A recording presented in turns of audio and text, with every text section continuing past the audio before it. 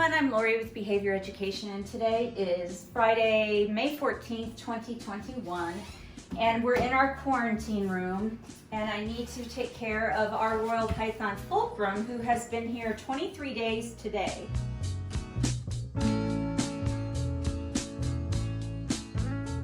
And I've honestly just been leaving him alone for two reasons. The first reason is he spent 5.5 years of his life in a rack system, living on white plain paper with a water dish.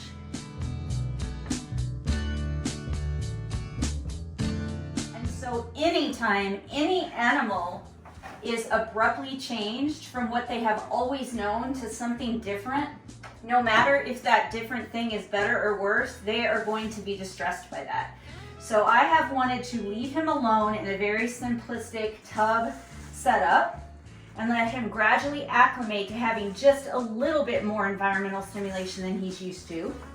And of course, the second reason that I'm leaving him alone is he is in quarantine, because we quarantine every new animal that comes in here.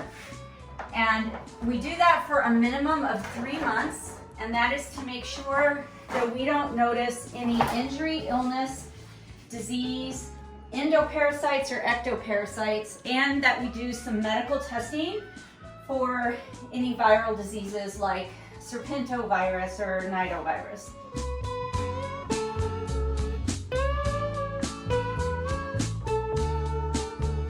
So Fulcrum has basically been spending most of his time either in this humidity box, and that's where he's at right now, or between the humidity box and the side of his tub underneath his halogen lamp and his UVB.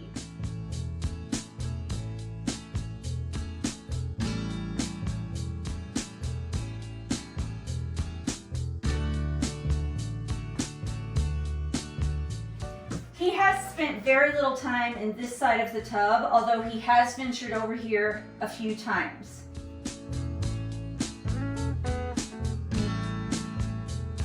So he's in his humid hide right now, and that's perfect because I can just lift him out in this and I can clean his tub. He used the bathroom, and so I'm going to clean that.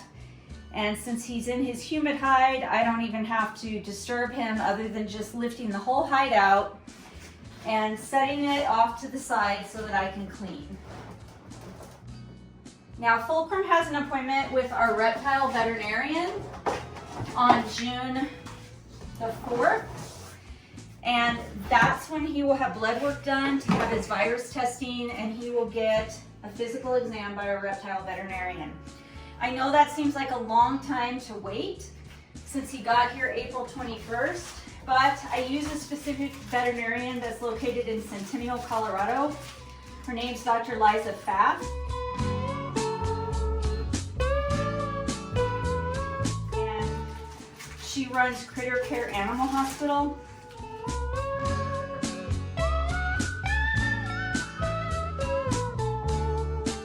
Very good reptile veterinarian, and it's also a fear-free certified veterinary clinic.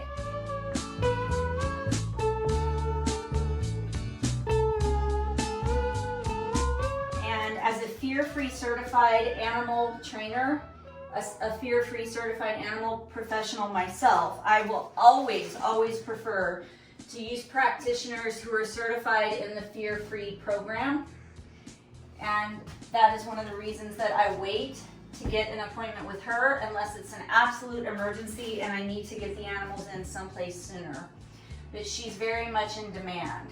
So we're going to be taking Fulcrum up there on June 4th, and we will get a veterinary exam, microchip implant, and his virus testing. Now, I do usually do the microchip implants here, but since he's already going to the vet, I will just take the microchip up there with me, and we'll do it there at the veterinarian's office.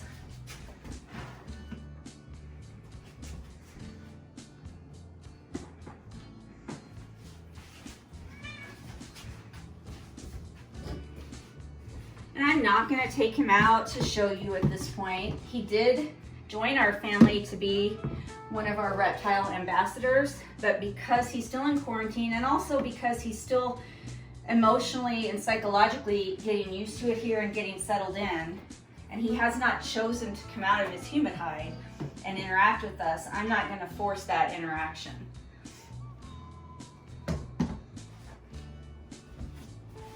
Fulcrum has chosen to come out and interact a little bit, and when I say interact, that doesn't mean he's choosing to come out and climb all over me. It means that he has chosen a couple of times to come out and look at me and sniff the air and investigate what I'm doing. He did come out and investigate a target. So the first time I went to feed him, I went ahead and paired the target with food. He did interact with the target. He wasn't afraid of it. He sniffed it. He pushed his face on it. He investigated it thoroughly.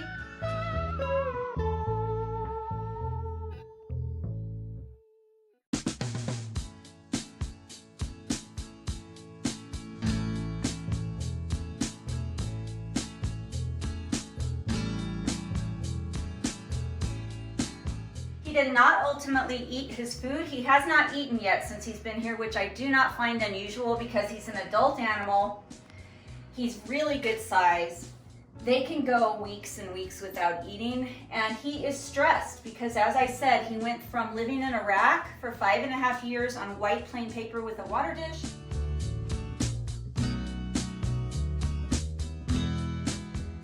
to going to a new home. And while this isn't a tremendously complex environment for him, it's much different than what he's used to. One side of the tub has aspen bedding on it, a log, a hide, a giant cardboard roll. And so that's all different for him. Now, he does really seem to like this humid hide. It's got damp sphagnum moss in it, and as I said, he spends a lot of time in the humid hide or between the humid hide and the wall. And this is where his UVB and his halogen lamp are during the day, and so he comes out of his humid hide and he basks.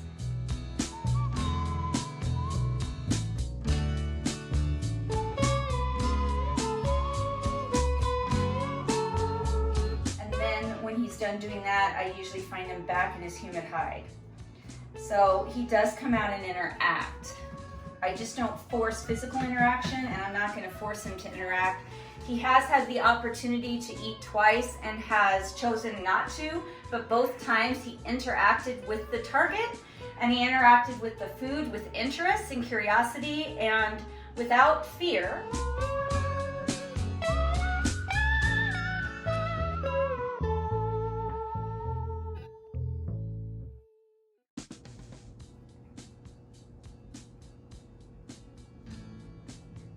And so that's good. And even though he didn't eat the reinforcement, which was the food, it does not mean that he wasn't learning. He's learning that that target is associated with food, and that when that target is presented, that there's food, a resource available to him. And he's learning not to be afraid of it or me. And he's learning that he can interact with his new environment and nothing bad's gonna happen. I'm not worried about him not eating.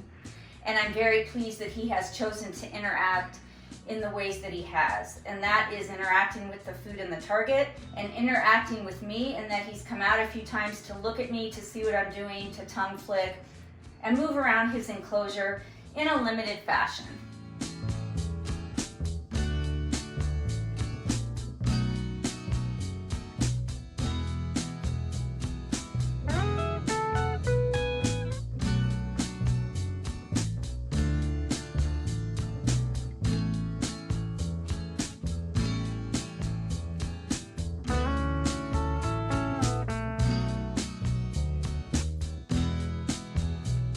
Again, he's only been here 23 days, so that is not very long at all compared to 5.5 years living in his old situation.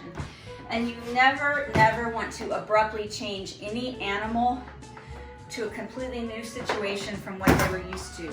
Whether that's a horse, a dog, a reptile, if they're used to living in one specific circumstance, and you abruptly change them to something drastically different, they're going to be distressed by that. Even if that new living situation will ultimately be better for them, they don't understand that because all they know is what they came from.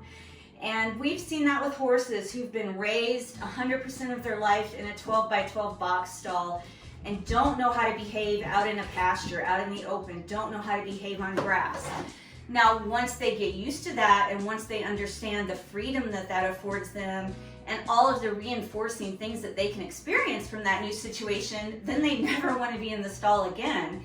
But you can't just take an organism who's been used to one environment and only one environment and suddenly thrust them into a new environment that they're completely 100% unfamiliar with.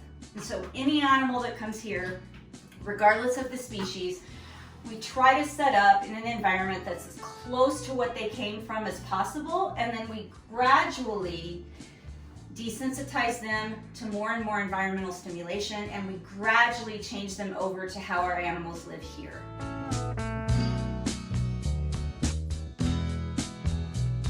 Everybody, thank you so much for watching. Until next time, please remember to always be kind and love your animals.